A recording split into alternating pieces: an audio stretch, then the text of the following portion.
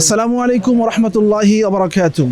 আল কোরআনের দাওয়াত নিয়ে তথা ফদিলাতুল শাইখ ডক্টর মিজানুর রহমান আজহারি হাফিজাহুল্লাহ কর্তৃক প্রতিষ্ঠিত হাসানা ফাউন্ডেশনের উদ্যোগে আয়োজিত হাসানা কোরআন অলিম্পিয়াড 2026-এর ক্যাম্পাস ক্যাম্পেইনের জন্য আজ আমরা এসেছি বাংলাদেশের কওমি ধারার প্রখ্যাত প্রথিতদশা মাদ্রাসা জামিয়া আশরাফিয়া মাদ্রাসা নারায়ণগঞ্জ, ঢাকা।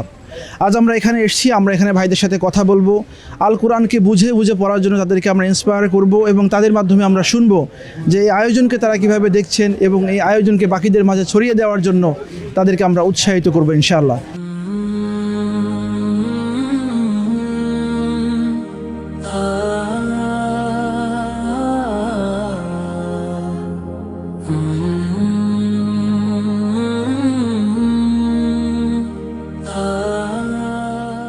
এই পর্যায়ে আমরা একজন ভাইয়ের সাথে কথা বলবো। আসসালামু আলাইকুম। ওয়ালাইকুম আসসালাম রহমতুল্লাহি ওয়া বারাকাতুহু। কেমন আছেন? আলহামদুলিল্লাহ। আমরা আজকে আপনাদের মাদ্রাসায় এসেছি হাসানা কোরআন অলিম্পিয়াড 2026-এর পক্ষ থেকে। এখানে আমরা মানুষকে উৎসাহিত করছি যে কোরআন শুধুমাত্র আমাদের রিসাইট করলেই হবে না, পাশাপাশি কোরআনের অর্থ আমাদেরকে জানাটা খুব জরুরি, তাই না? আল্লাহ সুবহানাহু ওয়া তাআলা বলছেন আফালা ইয়াতাদাব্বারুনাল কোরআন, তোমরা কি কোরআন নিয়ে চিন্তা গবেষণা করবে না? তো চিন্তা গবেষণা কীভাবে করবো যদি কোরআনের অর্থই আমরা না জানি, তাই না? আচ্ছা, আমাদের সমাজের মধ্যে আমাদের সমাজের মানুষ তারা কি ইয়াতিমের সম্পদ আত্মসাৎ করে নাকি করে না বলেন তো? অবশ্যই করে। তো তারা যদি জানতো ইয়াতিমের সম্পদ আত্মসাৎ করলে কি ভয়ঙ্কর গুনাহ হয় এবং কি আযাব রয়েছে, তাহলে তারা কি এটা করতে পারতো? জি না, করতে পারতো না। আল্লাহ রাব্বুল আলামিন ইয়াতিমের সম্পদ আত্মসাৎ করলে কি হবে এ ব্যাপারে কোথায় সতর্ক করেছেন বলতে পারবেন? জি, 15 নম্বর পারা 3 নম্বর পৃষ্ঠা। কি বলেছেন আল্লাহ তাআলা? আল্লাহ তাআলা বলছেন তোমরা এতিমদের মাল ভক্ষণ করো না যতক্ষণ পর্যন্ত তারা পূর্ণিত বয়সে না পৌঁছে। মাশাআল্লাহ। এই যে আপনি রব্বুল আলামিনের মেসেজটা জানেন, আবার আল্লাহ কি বলেছেন অর্থটাও আপনি জানেন, এটা বাকিদেরও জানা উচিত বলে আপনি মনে করেন না? অবশ্যই মনে করি। সেই জানানোর জন্যই আমরা এই আয়োজনটা করেছি। তাহলে যারা কোরআন শুধুমাত্র রিসাইট করে, তেলাওয়াত করে, কিন্তু অর্থ বুঝে না, তাদের উদ্দেশ্যে আপনার অনুভূতি কি, আপনি কি বলবেন তাদেরকে? তাদের উদ্দেশ্যে এটাই যে আল্লাহ তাআলা বলছেন তোমরা কোরআন বুঝে বুঝে পড়ো এবং তারতিলের সাথে পড়ো। যেমন অর্তিল কোরআন তারতিলে আল্লাহ এক এক জায়গায় এক এক রকমের ভাষা অনুযায়ী বলছেন যে তোমরা কোরআনকে বুঝে বুঝে পড়ো এবং কোরআন যে মাসালা যে ক্ষেত্রে যে আল্লাহ তাআলা যেভাবে বিন্যস্ত করছেন এবার নিজের শরিয়া মোতাবেক নিজের জীবনকে গঠিত করা, এটা আল্লাহ তাআলা বিধান। এছাড়াও আল্লাহ তাআলা যে বলেছেন যারা ইয়াতিমের সম্পদ ভক্ষণ করে তারা মূলত পেটের মধ্যে আগুন ঢোকায়, তাই না? আল্লাযীনা ইয়াকুলুনা আমওয়ালাল ইয়াতামা যুলমান ইন্নামা ইয়াকুলুনা ফি বুতুনিহিম নার ওয়া সায়াসলাউনা সাঈরা। মাশাআল্লাহ। তাহলে এই সতর্কবাণীগুলো তারা যদি জানতো তাহলে তো মানুষ কখনোই ইয়াতিমের সম্পদ আত্মসাৎ করতে পারতো না, তাই না? আল্লাহ সুবহানাহু ওয়া তাআলা আল কোরআনের মধ্যে আমাদেরকে তিনি নিজে অনেক দোয়া শিখিয়ে দিয়েছেন। এরকম এক দুইটা দোয়া আপনি উল্লেখ করতে পারবেন? জি, আল্লাহ তাআলা কোরআন পাকের মধ্যে বলেন যে রব্বানা আতিনা ফিদ দুনিয়া হাসানাতাও ওয়া ফিল আখিরাতি হাসানাহ ওয়া কিনা আযাবান নার। যে এর অর্থটা যে হে আল্লাহ আপনি আমাদেরকে দুনিয়াতে এবং আখিরাতে হাসানা দান করুন। মাশাআল্লাহ, আপনি খুবই চমৎকার করে বললেন। তো এই যে দোয়ার মধ্যে দুনিয়াতেও হাসানা দান করুন, কল্যাণ দান করুন, আখিরাতেও আমাদেরকে কল্যাণ দান করুন, এই দোয়া তো আমরা নামাজের পরে সবসময় পড়ি, বিভিন্ন সময় দোয়ার মধ্যে মোনাজাতের মধ্যে।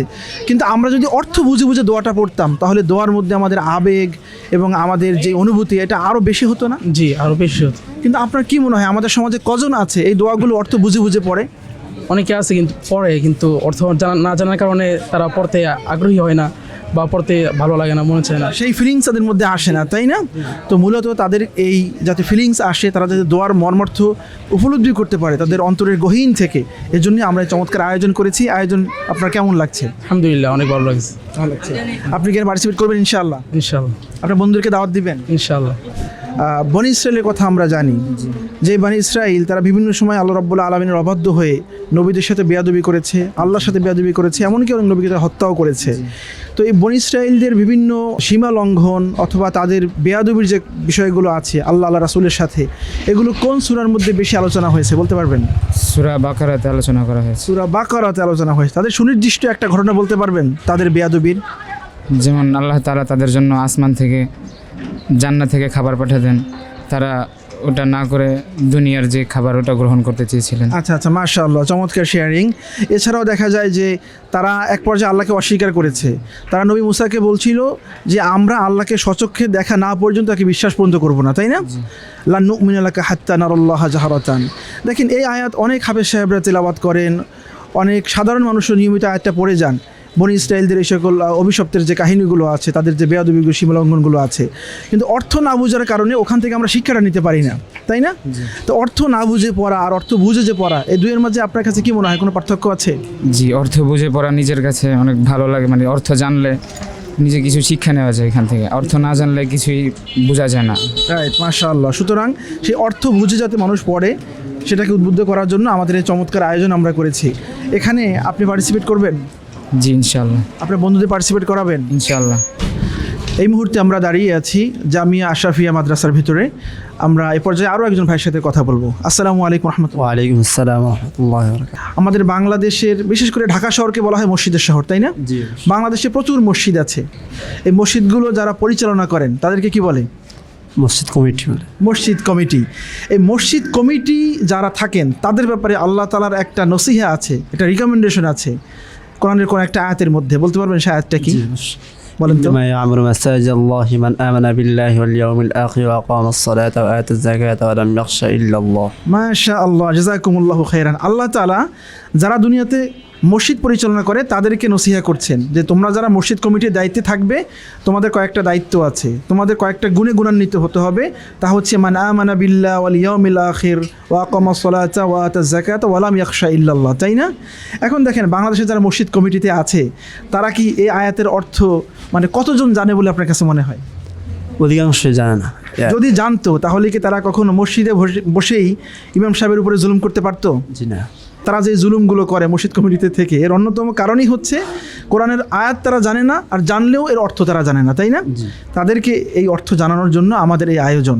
যদি এই আয়োজন সফল হয়, মানুষ যদি এর মাধ্যমে কোরআনের অর্থ জানতে পারে, অনুবাদ জানতে পারে, কোরআনের এসেন্স বুঝতে পারে, তাহলে মসজিদ কমিটির মধ্যে এই মানুষগুলো সংশোধন হয়ে যাবে, তাই না? জি অবশ্যই।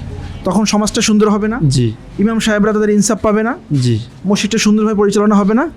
এজন্যই আমাদেরকে কোরআন বুঝতে হবে। এই কোরআন বোঝার জন্য আমাদের আয়োজন। এই আয়োজন সম্পর্কে আপনার মন্তব্য কি? এই আয়োজনটা করার কারণে হয়তো অনেকে উৎসাহ হবে, তো অর্থ এই পুঁজিতে অংশগ্রহণ করার মাধ্যমে সে এগুলো জানতে পারবে, পরবর্তীতে এগুলো জানার মাধ্যমে তার যেসব অর্থ জানতে পারবে ওইসব অর্থ অনুযায়ী সে আমল করতে পারবে। আপনার মতো আরও যারা তরুণ ভাইয়েরা আছেন তাদের উদ্দেশ্যে আপনি কি বলবেন? তারাও যে আমাদের ছাত্র যারা আছে, সামনে একটা বন্ধ আসতেছে, এই বন্ধটাও কাজে লাগবে তারা এই একটা প্রতিযোগিতায় অংশগ্রহণ করার মাধ্যমে। মাশাআল্লাহ, জাযাকুমুল্লাহু খাইরান। আপনার সুন্দর মন্তব্যের জন্য আমাদের পক্ষ থেকে আপনার জন্য রয়েছে ছোট্ট একটা গিফট।